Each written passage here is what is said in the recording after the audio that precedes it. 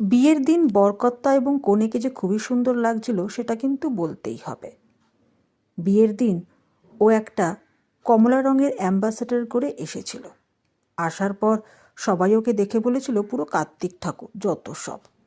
দুজনে মোটা মিলে আমায় নিয়েছে, আবার বলে পম্পা তুই কি ভারী হয়ে গেছিস, নেওয়া যাচ্ছে না। যাকে এতদিন ধরে দেখলাম তার সামনে মুখে পান পাতা ডেকে শুভদৃষ্টি করতে হবে, যত সব ভাবা যায়। কিন্তু এই প্রথাটা কিন্তু সবাই খুব আনন্দ করে করেছিল, কারণ মারওয়াড়িতে এই নিয়মটা নেই বলে। বিয়ের প্রথম দিক থেকে সমস্ত আচার নিয়ম কানুন আমার কাকাই করেছিল। আমার কন্যাদান অবধি আমার কাকাই করেছিল, যেটা আমার প্রথম থেকেই ইচ্ছে ছিল।